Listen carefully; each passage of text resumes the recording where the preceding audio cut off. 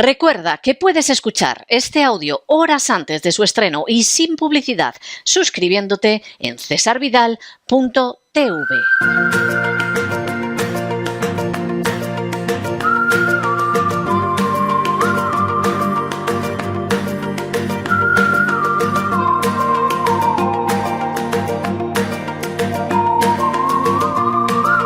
La economía que se fue con Roberto Centeno.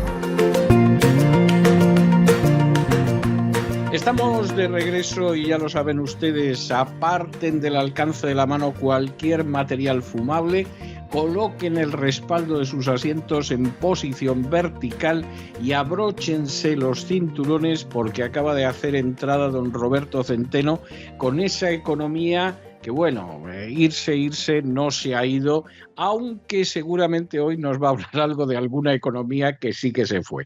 Muy buenas noches, don Roberto. ¿Por dónde vamos a ir hoy? Bueno, hoy para empezar, aunque las cosas que vienen después son más importantes, por no decir infinitamente más importante, pero esta es una noticia local que no puedo dejar de mencionar. Y es lo que ha salido publicado. Parece que yo lo he visto en varios sitios, pero me decía hace un momento don César que no lo encontraba. Es el hecho de que a don Eduardo I de Cartagena, saqueador de Valencia, saben ustedes que Jaime I de Aragón fue el conquistador de Valencia o el liberador de Valencia del yugo del Islam en el año 1242. Sin embargo, Eduardo I de Cartagena la saquearía a placer desde 1995. Bueno, parece que la audiencia de Valencia le ha condenado a 10 años de cárcel, 25 millones de euros y tal, pero bueno, ya veremos en qué se queda eso. Luego hablaré al final. Yo creo que a don Eduardo, quitando su estado de salud, que deseo que mejore de todo corazón, porque esto, una cosa no tiene nada que ver con la otra, pero yo creo que le ha salido o le va a salir el saqueo gratis, aunque hay muchos más que han robado mucho más que él y ni siquiera han salido los papeles. Bueno, el señor don Eduardo Zaplana, Eduardo I de Cartagena, saqueador de Valencia desde 1995 a 6 años yo creo que estuvo allí, era un militante de base del PP que inició su carrera de pillaje en Benidorm. ¿A dónde llegaría a ser alcalde? ¿Sabe usted cómo llegó a ser alcalde, don César? Ilústreme, por favor. Bueno, pues muy fácil, como hizo todo después, comprando el voto de la concejala socialista Maruja Sánchez por 120 millones de pesetas, que era un dinero entonces, ¿eh? 120, era un dinero, sí. 120 millones de pesetas hoy serían más o menos, no llegaría a 2 millones de euros, pero entonces era otra cosa.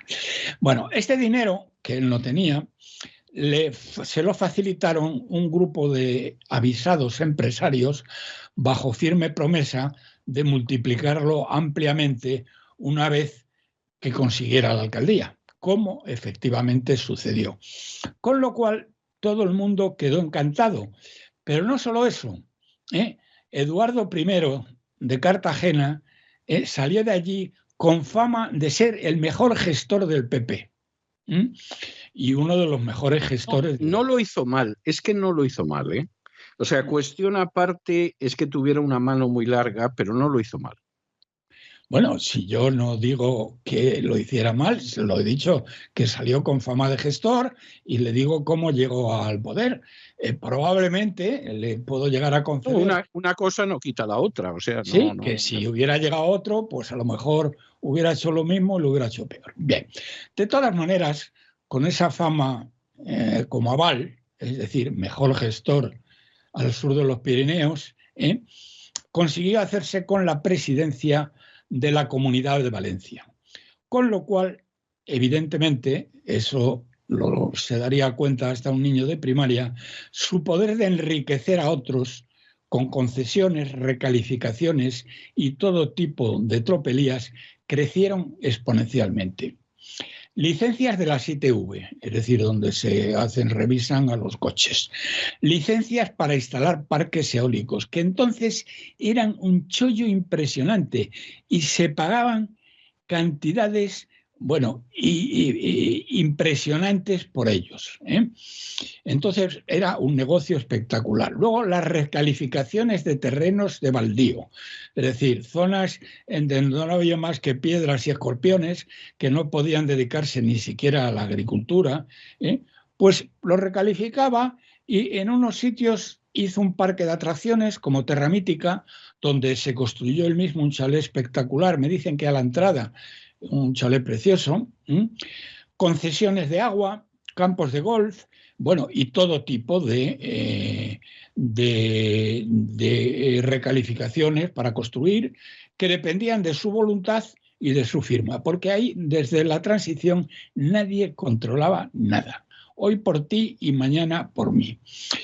Algo que, lo acabo de decir, que ha sido lo habitual en la España de la transición, donde, en palabras del ministro de Hacienda de Felipe González, Carlos Olchaga, que fue, como recordará don César, el apóstol del pelotazo, él decía, con toda la razón del mundo, porque de tonto tenía lo justo, lo importante es enriquecerse, nada del trabajo bien hecho ni esas cosas, esas chorradas, ¿eh?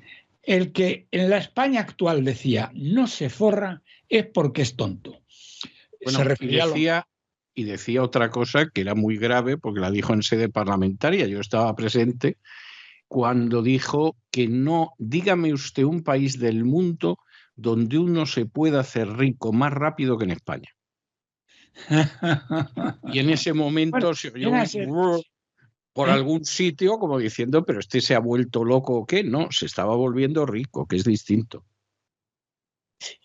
Bueno, él se refería, lógicamente, no se refería a cualquiera, se refería a la clase política encabezada por el rey Juan Carlos, que mira que es, yo lo último que he leído de las declaraciones que le hacía a su amante es que hay que ser, un irresponsable hasta decir basta, ¿eh?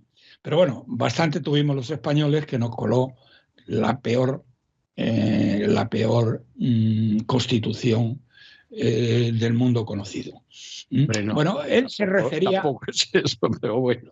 Hombre, vamos a ver. Prosiga. No, perdone, pero déjeme aclararlo porque mucha gente se puede quedar sorprendida, aunque ya lo he dicho varias veces. La Constitución española es la única del mundo, civilizado y sin civilizar, quiero decir, del mundo, digamos, occidental, lo democrático y el no democrático, que también tienen constituciones. En Corea del Norte yo creo que hay una constitución. Hay una constitución, sí. Sí la hay. Sí. Pues en ninguna de ellas son legales los partidos que quieren la destrucción de la unidad nacional. Ninguna. Ni tampoco en la española. Y de hecho, vamos a ver lo que pasa que los gobiernos, mire, fíjese hasta qué punto eso es aparte de la Constitución, que cuando se ha querido ilegalizar a un partido, como pasó en su día con Batasuna, se hizo. O sea, ese es un problema no de la Constitución, que a mí no me gusta, vaya eso por delante. Pero no es un problema de la Constitución, es un problema de los partidos que hay en el Parlamento. Porque cuando quisieron ilegalizar a Batasuna, la ilegalizaron. Pero luego después, el traidor de Rajoy, que juró durante la campaña electoral que eso era ilegal y que por tanto él ilegalizaría a Bildu, luego no lo hizo. Tiene usted toda la razón del mundo, pero no tiene que ver con la Constitución eso. Hombre, vamos a ver, podría haberse incluido en la Constitución la prohibición de ese tipo de partidos, pero es que eso no suele estar tampoco en las constituciones. Dicho lo cual, a mí la Constitución española no me gusta y voté en contra. O sea, que quiero decir que... Y una de las razones fue toda la referencia a las regiones y nacionalidades, que a mí me parecía un disparate. Yo voté en contra por dos razones. O sea, que amigo de la Constitución, nada. Pero hombre, tanto como decir que es la peor del mundo es un poco exagerado. Bueno, dejémoslo en la segunda peor. Bien, como nos ocurrió con el, con el COVID. Está bien, sí. Es decir, que bueno, él hablaba, me estoy refiriendo a Carlos Solchaga, que a la clase política, y encabezada por el rey Juan Carlos, del cual fui testigo presencial. Concretamente, yo era consejero delegado de Kansas, lo he dicho 1000 veces, esta es la miluna, te lo digo, de cómo se llevaban las comisiones de Arabia Saudí y tenía la exclusiva de Arabia Saudí y de los Emiratos. Bien, pero Solchaga se refería a los políticos de uno y otro signo unidos a empresarios amigos o solo amigos, no hacía falta que fueran empresarios, lo cual condujo, como bien sabe usted, a la mayor concentración de renta y riqueza de toda la historia de España. Bien, volvamos a Valencia. El bueno de Eduardo I tenía amigos empresarios y tenía amigos también que no tenían un duro, porque él era generoso, y ahora explicaré por qué. Había amigos que no tenían un duro y entonces iban a Bancaja y al Banco de Valencia con una mano delante y otra detrás, porque no tenían otra cosa los pobres, y les daban créditos de 500 o de 1.000 millones de euros. Y esto no estoy exagerando, 500 o 1.000 millones de euros para promociones que Eduardo I impulsaba y firmaba. Lo cual convirtieron a Valencia en una tierra de oro. Es decir, amigos y empresarios que para salvarse ellos luego cantarían la Traviata ante la UCU y le llevarían a él a la situación actual. Lo raro y que no entiendo, a lo mejor usted como abogado, entre otras muchas cosas, me lo explica. ¿Cómo es posible que a un tío al que le dieron, digamos, a base de pagar una mordida importante a el que se la dio, es decir, a don Eduardo Zaplana, la UCO haya empapelado a Zaplana y no les haya empapelado a ellos? Pues yo supongo que en algún caso porque lo mismo eran testigos protegidos. Es la sensación que tengo en algún caso. Y eso es algo, vamos a ver, yo no tengo nada en contra de los testigos protegidos, ¿no? Lo que sí tengo en contra es la utilización que hacen los fiscales de esos testigos hace tiempo. Porque a mí me consta que en España los fiscales a veces han acusado a gente inocente para que esa gente inocente, a cambio de no ir a la cárcel, acuse a gente que es inocente también. Y entonces, no sé qué ha pasado aquí. Esto me recuerda a una serie de Netflix que estoy viendo ahora de México, que era exactamente lo mismo. Pero bueno. Bueno, vamos a ver, y no es extraño que sea así, porque a fin de cuentas, aunque le fastidie mucho a la señora que ahora preside México, la herencia española es la que es y las estructuras mentales que hay en Hispanoamérica, y yo de eso doy fe, es las que uno encuentra en España. O sea que es así, y yo le puedo asegurar que desde hace años la Fiscalía, no voy a decir todos los fiscales, ni mucho menos, pero la Fiscalía escoge a una serie de personas inocentes a las que empapela para que esas personas, a cambio de que les van a retirar una acusación injusta por la que pueden ir a prisión sin comerlo ni beberlo, pues el relato que se ha inventado el fiscal para hundir a una persona a la que quieren hundir dice sí, sí, sí y sí. O sea, y eso es algo que está sucediendo en España, no hay más vuelta de hoja. Bueno, la diferencia es que en México matan a la gente también, ¿eh?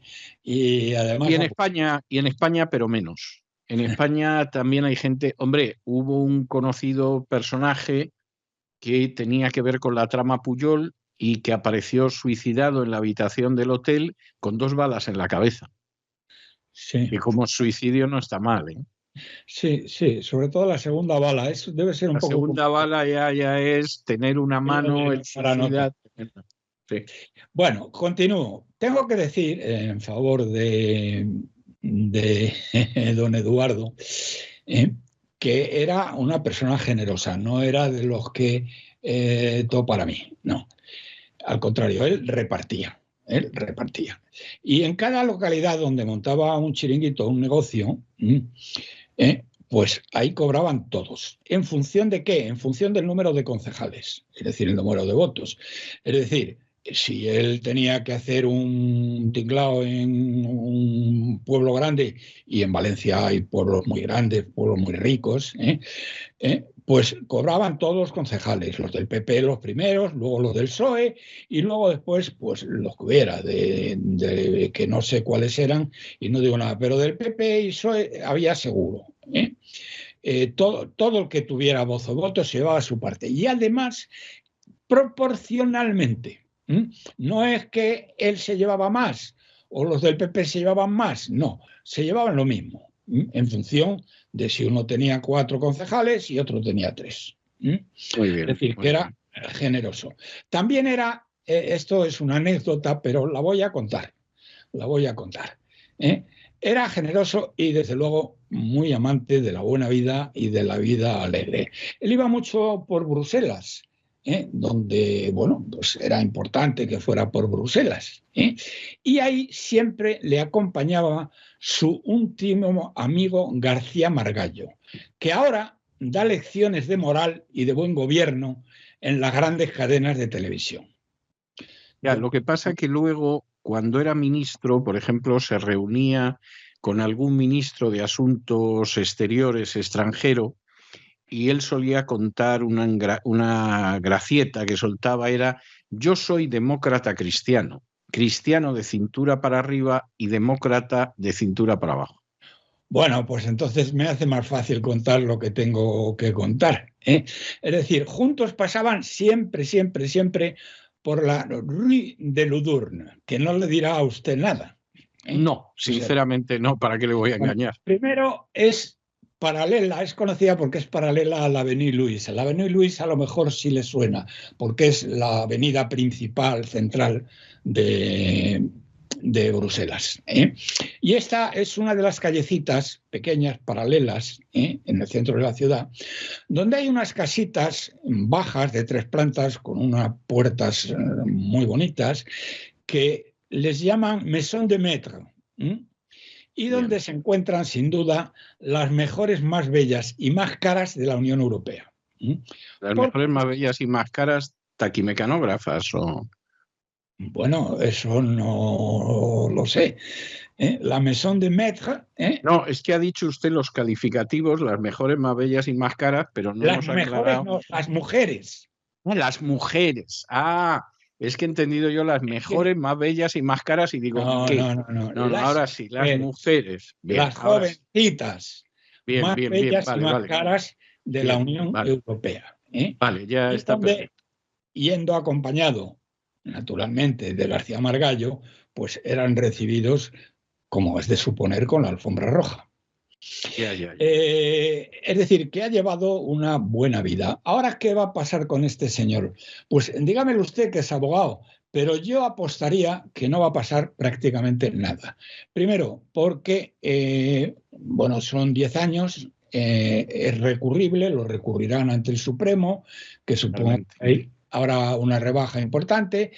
Por otro lado, desgraciadamente, y lo siento mucho por él, tiene un problema de salud serio, y yo no creo que esté en condiciones de entrar en la cárcel ni 5 minutos.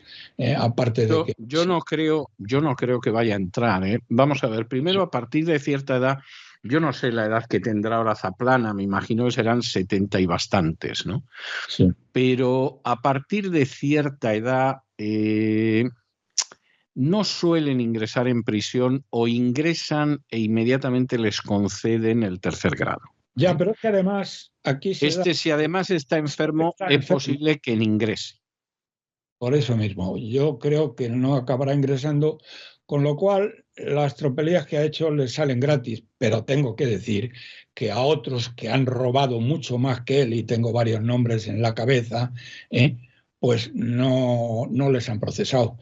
Todo el mundo habla de ellos y habla de lo que se han llevado o se han dejado de llevar, pero lo cierto y verdad es que no han sido procesados. Estoy pensando en ministros del PSOE y en otra serie de personas, pero bueno, esto es lo que hay. Y esto es lo que quería decir, la primera parte del tema de hoy.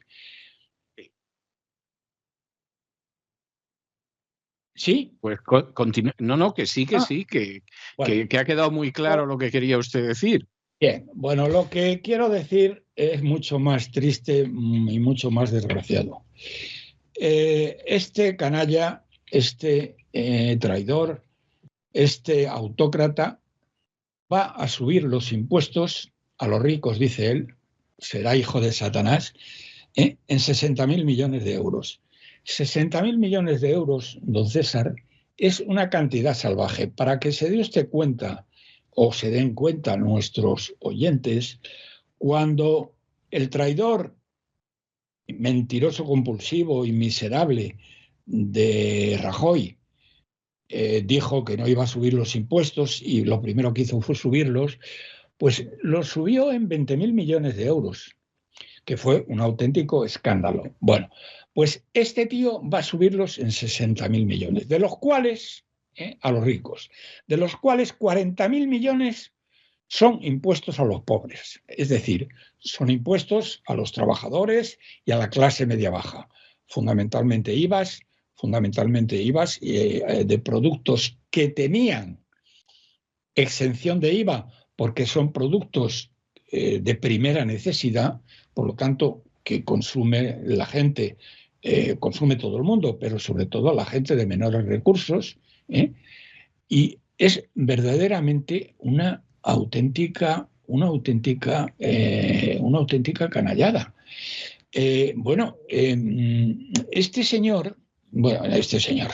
Este miserable está viviendo así con el dinero del Banco Central Europeo, que le ha prestado ya más de 450.000 millones de euros.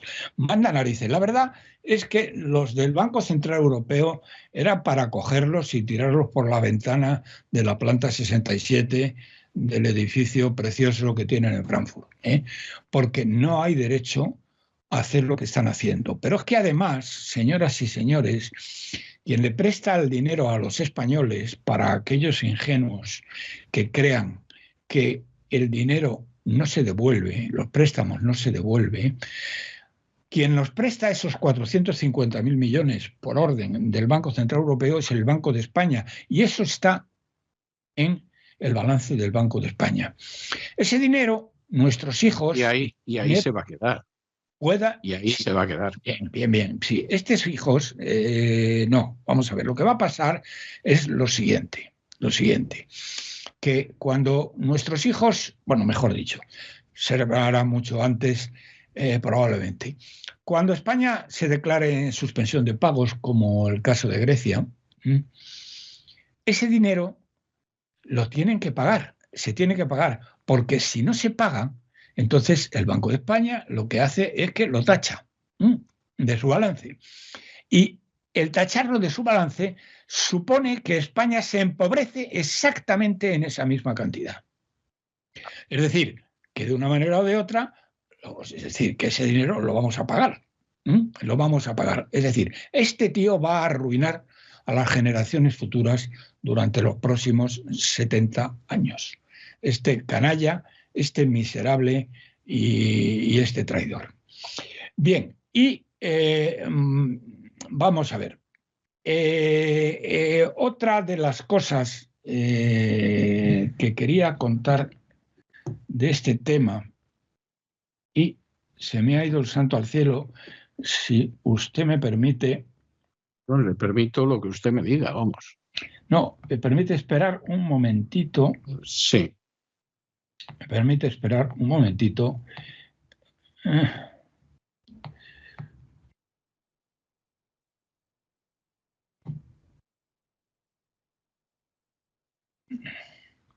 Bueno, decirles que lo he dicho, pero lo voy a volver a repetir. Lo que le ha dado al sátrapa el Banco Central Europeo, para vergüenza de los que mandan en el Banco Central Europeo, y usted ya conoce alguno, Sí. también del PP, es el triple de lo que la OTAN ha dado a Ucrania. El triple. Y estos tíos tienen una guerra. También se han llevado lo que no está escrito. Pero también se han llevado lo que no está escrito, efectivamente. Sí, pero luego está la corrupta von der Leyen, la política más corrupta de Occidente, que mira para otro lado y le permite subir el gasto público en forma brutal. Es decir, porque no solo nos va a subir los impuestos en 60.000 millones de euros, es que el gasto público va a subir en 70.000. Don César. Entonces, verdaderamente yo no entiendo cómo los españoles aguantan esto, porque no lo pueden ignorar. El otro día, precisamente en la consulta de un traumatólogo, había una familia que me conocía y me dicen lo que me dicen siempre. ¿Y qué va a pasar, don Roberto? ¿Y qué va a pasar? Y sí. Pero bueno, pues miren, mientras ustedes sigan tragando y también miren para otro lado y dicen, no, pero si todo el mundo lo sabe, porque claro, nosotros tenemos que ir al supermercado para comer y nos damos cuenta de lo que está ocurriendo. Y bueno, les contaba, ya digo lo que cuento siempre, lo que decía mi querido amigo y maestro Antonio García Trevijano, que los últimos españoles valientes murieron en la guerra civil. Eso decía él. Yo creo que era un tanto exagerado, pero también tenía parte de verdad. Parte de verdad. Bien. Bueno, y por último, hay un tema que quiero además comentar con usted, porque usted está en el centro mismo del ajo, nunca mejor dicho, o del puchero, quieran llamar, porque ahora, para aquel que no sepa, don César pasa largas temporadas en Washington. Ahora mismo estoy en Washington. Sí, por eso. Ahora mismo estoy en Washington. Sale usted enhorabuena, a ver si cuando a Miami no tiene casa y se la ha llevado el viento. No, la casa está bien y regreso a Miami además en unos días. Pero tengo una persona que es quien me recoge la correspondencia, mira que no haya nada, y me dijo que no le había afectado nada, pero es que el huracán pasó sobre todo por el centro de la Florida. O sea, es como si yo tuviera la casa en Granada y el huracán hubiera pasado por Huesca, hubiera pasado por más al norte de Madrid todavía. Sí. Bueno, entonces nada. Bueno, pues lo siento por usted, porque ahí le tocaban unos dólares, ¿eh? Yo no sé si le tocarán todavía, simplemente por vivir. No.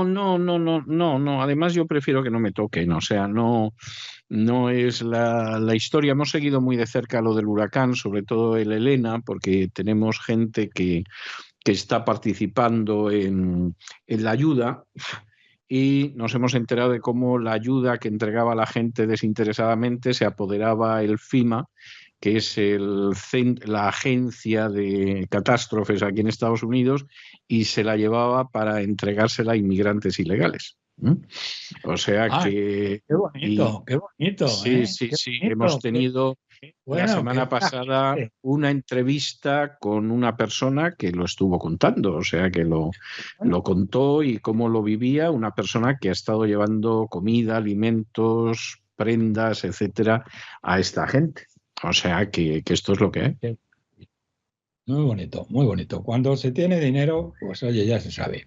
Bueno, vamos a ver. Lo que les quiero contar es lo siguiente, y ahora lo comentamos si le parece. As far as I know, que decíamos en mi pueblo, exactamente, sí. Se ha producido un cambio de intención de voto en las elecciones americanas. Es decir, 3 semanas antes, porque estamos a 3 semanas del Election Day, un poco menos incluso, la popularidad de la mala Harris está cayendo respecto a hace un mes. Y según la sectaria NBC, Harris hace un mes lideraba por 5 puntos, es decir, la NBC le daba un 49 y a Trump un 44, y ahora les da un empate al 48%. Pero, sin embargo, las encuestas más neutrales dan una ventaja aplastante a Donald Trump, del 56 al 43. Así que, al final del día, visto desde aquí, todo dependerá de la manipulación del voto por Soros y su banda de forajidos. Hay gobernadores, al parecer, según he leído, y usted me lo confirmará si es así o no, hay gobernadores demócratas que con toda su cara, porque no sé cómo lo pueden hacer, han dicho que no le darán la victoria a Trump en ninguna circunstancia en sus estados. Sí, eso luego, es cierto, y cosas peores, sí, continúe, sí. Y cosas peores, pero ¿eso cómo es posible? Bueno, vamos a ver, esto de los gobernadores, ellos han dicho que no van a certificar la victoria de Trump, lo que es una vergüenza, y puede acabar en un sinfín de pleitos. Lo que pasa es que también son gobernadores en estados donde previsiblemente va a ganar Kamala Harris. No va a significar una diferencia. Más grave que eso, porque es más grave que eso, es que haya estados donde han decidido que no van a pedir el carnet de identidad a nadie para votar. Era lo que le decía, que hay otros que se podrá votar sin identificarse. Algo que me deja literalmente estupefacto.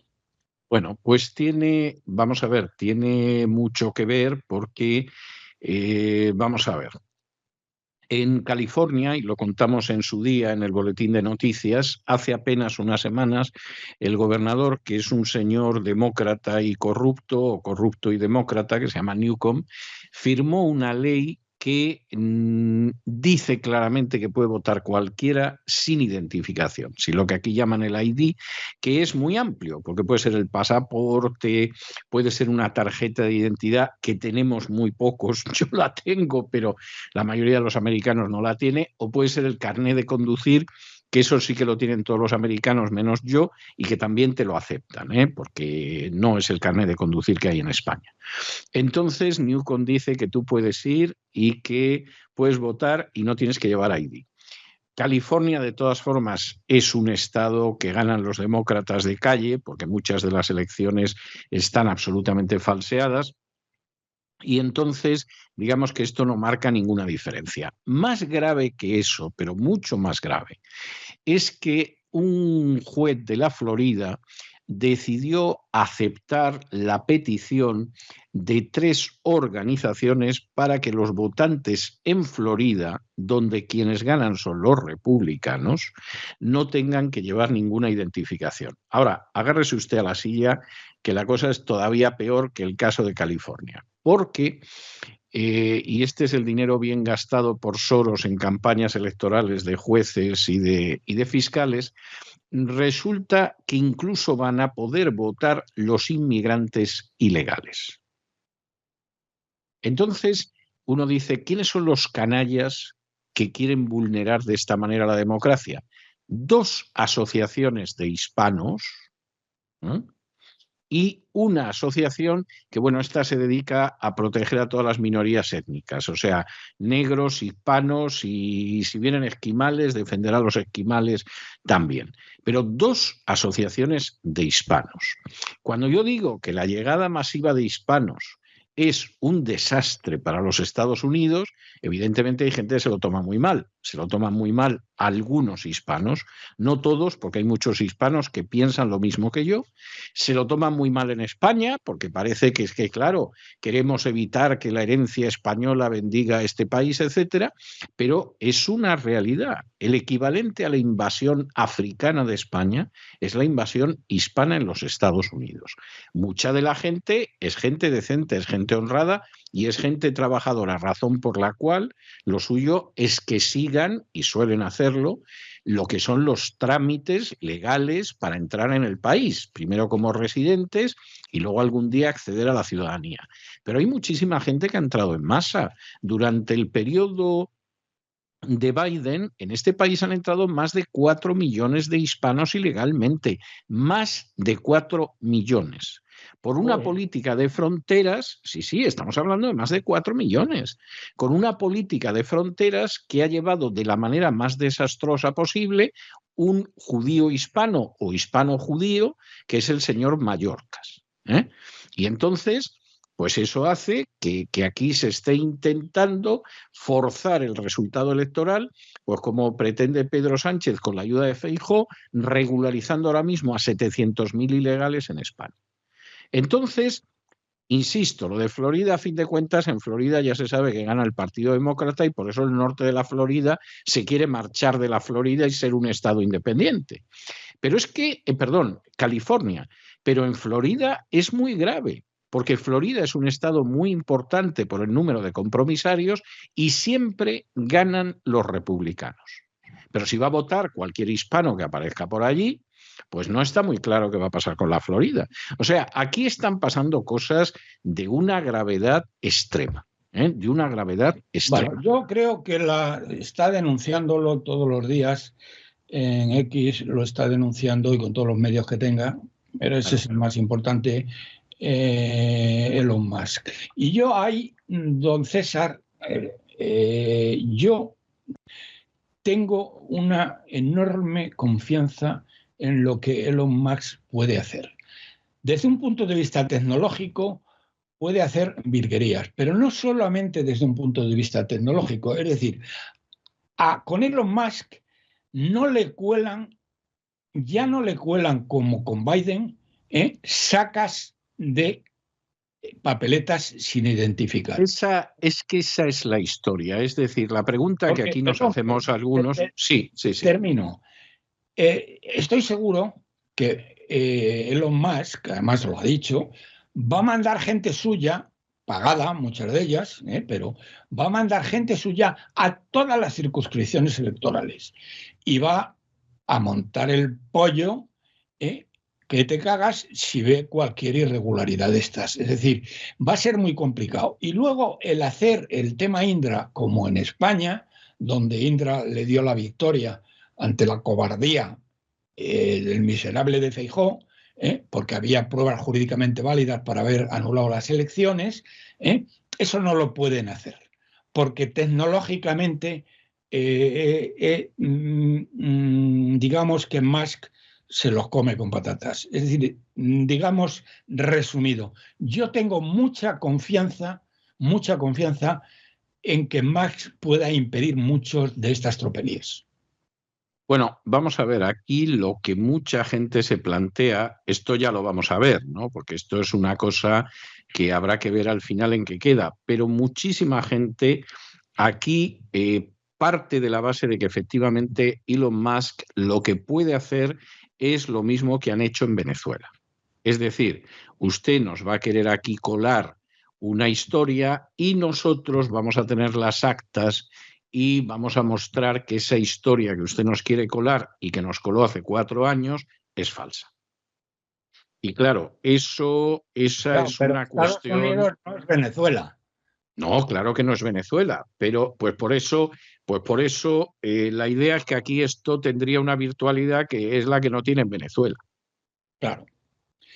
Claro, sí, bueno, lo has resumido perfectamente con el símil de Venezuela. Elon Musk va a tener en su mano todas las incluso va a tener en la Florida, ya que la has mencionado, la lista de tíos que han votado que no son residentes en los Estados Unidos. Bueno, es que esa es otra historia que efectivamente va a tener mucha relevancia y además aquí va a haber la historia de, bueno, quiénes son los ilegales que están votando, porque claro, eso habrá un juez de la Florida que ha dicho que está bien, pero no hay a quien le entre en la cabeza que un tío que quebrantando las leyes de un país ha entrado en ese país y habría que echarlo a patadas por quebrantar la ley, encima va a votar en unas elecciones.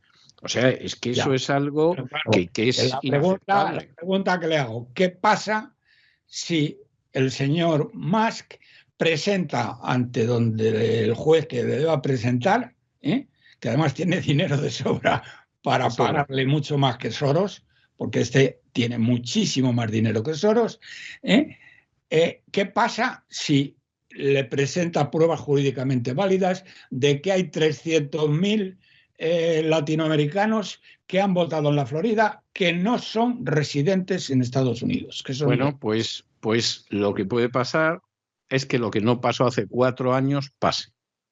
Es decir, usted acuérdese de lo que pasó hace 4 años. Las elecciones, lo que va saliendo de las elecciones es que va ganando Trump de calle.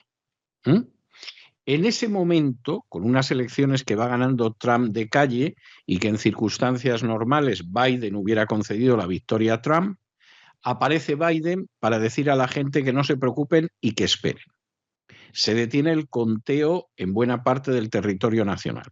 Y entonces empiezan a salir unos resultados totalmente distintos a los que iban saliendo hasta ese momento. Donald Trump, que es consciente, porque le van llegando noticias de que se han ido produciendo distintos fraudes, bueno, aquí vamos a llegar al Congreso y entonces el Congreso no va a aceptar esto. Y entonces le organizan una operación de falsa bandera magnífica que se presenta como que han asaltado el Congreso.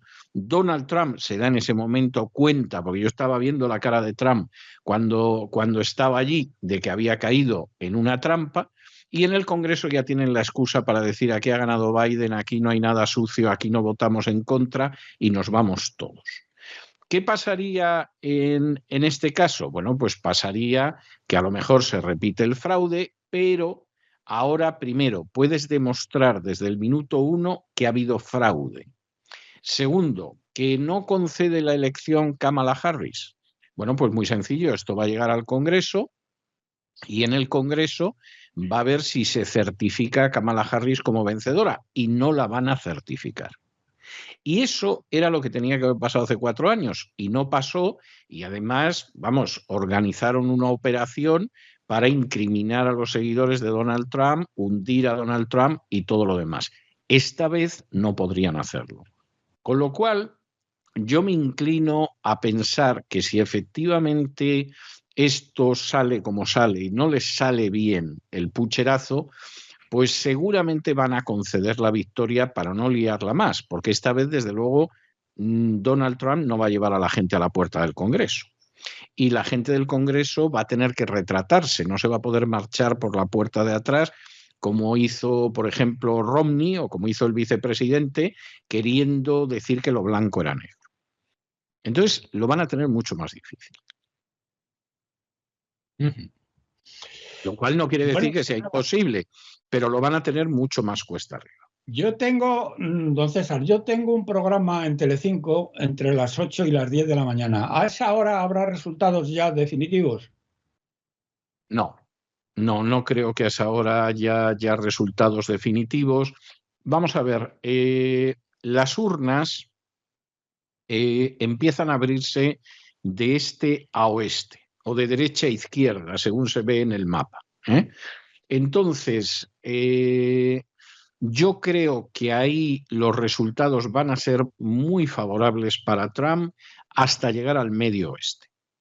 Hasta llegar al medio oeste, los resultados de Trump, teóricamente, habrá algunos pequeños estados del norte donde gane Kamala Harris, pero yo creo que los resultados van a ser muy favorables para Trump.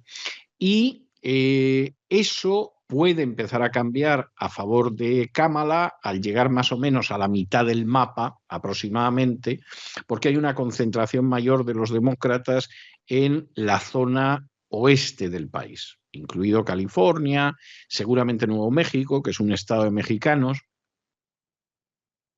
etcétera, etcétera. Para que la gente se haga idea, porque es que, vamos a ver, la gente anda muy equivocada y luego tiene simpatías históricas y étnicas que son ridículas, pero que se las creen. En Estados Unidos viven 80 millones de mexicanos. Esos 80 millones de mexicanos, muchos de los cuales son ilegales, pero muchos de los cuales ya son ciudadanos americanos, votan masivamente a los demócratas. Es decir, los demócratas están votados de acuerdo a una idea brillante que tuvo Jesse Jackson, que es un dirigente demócrata ya muy mayor, porque en su día era un jovencito que iba con Martin Luther King, que es negro, y este se inventó una cosa que se llama la coalición arcoíris. ¿Y qué era? Nosotros juntamos a todas las minorías, por supuesto las étnicas, y con eso, y algunos americanos que son americanos, no son minorías, son blancos, pero que tienen unas ideas más progres, ganamos las elecciones presidenciales. Entonces nosotros tenemos que tener el voto de los negros, el voto de los hispanos. El voto de los asiáticos no lo han cortejado tanto porque no se nota tanto. En los últimos tiempos, el voto de los musulmanes y de los árabes. Y luego, algunos blancos que se entusiasmen por un personaje como Obama o algo de este tipo, y nosotros llegamos a la Casa Blanca. Luego en el Senado, en el Congreso, en las alcaldías, en los estados, eso puede variar. Pero la Casa Blanca la controlamos. Y la estrategia de Jesse Jackson es una estrategia que, por supuesto, le viene muy bien a Clinton, pero que es lo que hace que gane las elecciones Obama. Es decir, Obama es la consagración de esa estrategia. Incluso Obama reconoce públicamente que la visión de Jesse Jackson es la que a él le ha llevado a la Casa Blanca.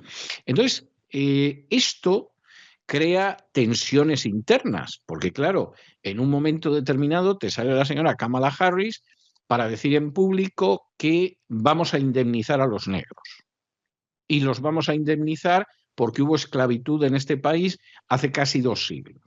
Con lo cual, negros que no han sido esclavos en su vida jamás van a recibir dinero de blancos que no hemos tenido esclavos negros jamás. Esto es un disparate, pero es una de las promesas electorales de Kamala Harris. Entonces, aquellos estados donde hay una población hispana importante, con la única excepción de la Florida, porque en Florida buena parte de la población hispana es cubana y por lo tanto no suele votar al Partido Demócrata, a veces sí, pero no suelen las presidenciales, el resto de los estados donde hay muchos hispanos votan demócrata. Y el caso más claro es California, pero no es el único. Y luego está convencer a los negros. Pero claro, los negros se le están revolviendo a Kamala últimamente. De hecho, el descenso en las encuestas de Kamala Harris en los últimos meses y en las últimas semanas vienen porque no todos los negros están convencidos de votar a Kamala.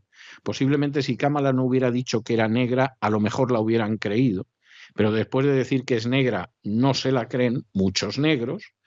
Y luego, por otro lado, el voto de musulmanes y árabes lo han perdido los demócratas por la guerra de Gaza. Y uno dice, bueno, y ese voto es muy importante. En algunos estados es decisivo. Por ejemplo, en Michigan, con que no vayan a votar los musulmanes y los árabes, los demócratas pierden el estado. De manera, y Michigan es uno de los swing states, es uno de esos estados que acaba determinando la victoria en las elecciones. Entonces, claro, las elecciones se han puesto muy interesantes. ¿Y cuál es el gran refuerzo de los demócratas? Los ilegales hispanos. Es así de claro. Luego esto a alguno le sentará muy mal, dirá que es racismo, que no sé qué. No, es exactamente la misma jugada. Lo que hace falta es que Musk tenga la lista de todos los que son. La lista de Max les pondría las cosas muy cuesta arriba, muy cuesta arriba. Pues cuenta con ella, porque este se va a gastar el dinero y sabe cómo. Bueno, pues eso me parece una buenísima noticia, o sea, se lo digo de todo corazón, porque efectivamente, vamos a ver, ¿cuál era el cálculo optimista? Que no crea usted que la cosa la tenían todas consigo, pero ellos pensaban, bueno, vamos a ver, va muy mal, en los sondeos va muy mal Biden. A Biden lo sustituye Kamala Harris. Y entonces, como lo sustituye Kamala Harris, pues bueno, no hay mayor problema porque en última historia, pues bueno, Kamala Harris va remontando. En algún momento, algún sondeo que a mí me llegaba de los demócratas muy pesimista, decía, aquí puede suceder una cosa, y es que Kamala gane en voto popular, como pasó con Hillary Clinton, pero luego el voto electoral, los compromisarios, los gane Trump y el presidente es Trump. Y ese es un temor que han tenido durante una buena parte de estas semanas. Pero es que de pronto Kamala Harris no está consiguiendo tener el arrastre que pensaban. Y además se da la circunstancia de que sectores que eran voto seguro del Partido Demócrata se han descolgado. O sea, el caso de los musulmanes y los árabes, eso va a ser devastador en algún estado. Pero luego hay negros que han decidido que no votan a Kamala, porque es una negra falsa. Y ya la cosa es seria en ese sentido. Y evidentemente el voto pro Trump está muy movilizado. O sea, ese sí que es un voto muy movilizado. Y controlado por don Elon Musk. Pues además. La verdad es que mi admiración por este tío es que no, las cosas que está haciendo es acojonante. Desde luego, si gana Trump, una de las cosas que para la humanidad es importante, habrá una base permanente de seres humanos en Marte. Y en el año 30, que sería tal, en uno de los satélites de Júpiter, según los programas que tiene este tío. Es la pera lo que hace. Yo, fíjate, que con esto termino. Antes, y cuando digo antes, pues hace nada, hace 2 años, 3 años, cuando se lanzaba un satélite, pues bueno, se montaba un follón de qué tal, que lo vamos a lanzarlo, que por aquí por allá, y un misil lanzaba un satélite que, bueno, pues a la órbita terrestre. Este tío lanza un misil y salen 56 satélites de ese misil. Pero bueno, ¿cómo lo hacen estos tíos? Y el otro día, no sé si viste una que yo ya tampoco sé cómo lo hacen, ¿eh? Una cosa alucinante, porque él recupera todo lo que lanza para arriba, ¿eh? Que antes también lo hacía la NASA, pero bueno, lo recuperaban en el mar, y tal. Pero este tío, el fuselaje del último SpaceX, lo ves y lo ves bajar poco a poco, un bicho de estos que debe tener, no sé, 40 metros o 50 metros de alto, poco a poco va bajando y se acopla a la agarradera de donde ha salido. Yo, chicos... Lo he visto, es impresionante, sí. No sé cómo eso se puede llegar a hacer. Así que, si hace eso, estarás conmigo que puede contar a todos los ilegales que voten. No, yo creo que es posible y además ya se sabe, el que vale, vale y el que no apolítico. Oye, perdona, y les podrá decir lo que decía Corleone, oye, que sabemos dónde vives, Eso lo decían los de ETA. Los de ETA. Eso lo decían los de ETA, sí. Y yo puedo, mire, se lo voy a contar, creo que no lo he contado nunca en público. Hace años yo estaba de viaje en Moscú, yo regresaba de Moscú, de un viaje meramente turístico al que fui con una amiga para enseñarle Rusia. Y entonces, pues estábamos en el aeropuerto de Moscú esperando para embarcar y había un grupo de españoles que habíamos coincidido, bueno, pues en algún momento te encontrabas en el Kremlin, en algún momento te encontrabas en otro sitio, en fin, donde fuera. Y nos habíamos encontrado varias veces durante el viaje y entre ellos iba un chico vasco que era filoetarra. Bueno, de eso que ya sabe usted que las esperas en los aeropuertos dan para mucho y en un momento determinado empezamos a discutir el filoetarra y yo y los otros pues viendo el espectáculo, ¿no? Y en un momento determinado, como el filoetarra no conseguía imponerse, me dice, no, si sabemos quién eres y dónde vives. Así. Sí, así me lo dijo. Y el resto de la gente que estaba en la mesa se quedaron lívidos y yo en ese momento, con la mayor indiferencia del mundo, le dije, seguramente, pero me importa un pimiento. Es decir, esto en un pueblo de Guipúzcoa puede ser una sentencia de muerte, ¿eh? Sí, sí. Pero a mí personalmente lo que me estás contando ahora me trae absolutamente sin cuidado, ¿eh? Y además se lo dije pero con una certeza y un aplomo que no eran fingidos, sino reales. No es sorprendente que un par de años después yo ya tenía que ir por la calle con guardaespaldas y así me tiré hasta que me marché de España. Bueno. O sea que esta gente es como él. Bueno, Venga. don Roberto, vamos a acabar con una nota bonita, porque ha estado usted hablando de Zaplana y de Valencia y de la Comunidad Valenciana, para que nadie se sienta mal.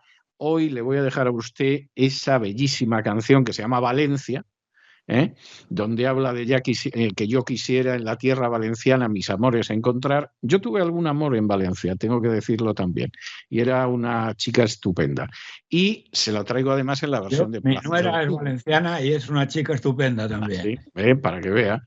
Y se lo voy a dejar además en la versión de Plácido Domingo, que es un chorro de voz, vamos. O sea que nos vamos a despedir hoy por la puerta grande. Un abrazo muy fuerte y hasta la semana que viene, don Roberto. Hasta la semana que viene, si Dios quiere. Y con estos compases extraordinarios de esa bellísima canción que se llama Valencia, entonada nada más y nada menos que por Plácido Domingo, hemos llegado nosotros al final de nuestra singladura de La Voz del programa de hoy. Esperamos que lo hayan pasado bien, que se hayan entretenido, que incluso hayan aprendido una o dos cosillas útiles. Y por supuesto los emplazamos para mañana, Dios mediante, en el mismo lugar y a la misma hora. Y como siempre, nos despedimos con una despedida sureña. God bless ya. Que Dios los bendiga. El programa La Voz es una producción de Artorias Incorporated y al amparo del derecho a la libertad de expresión no se hace responsable de las opiniones vertidas en el curso del mismo.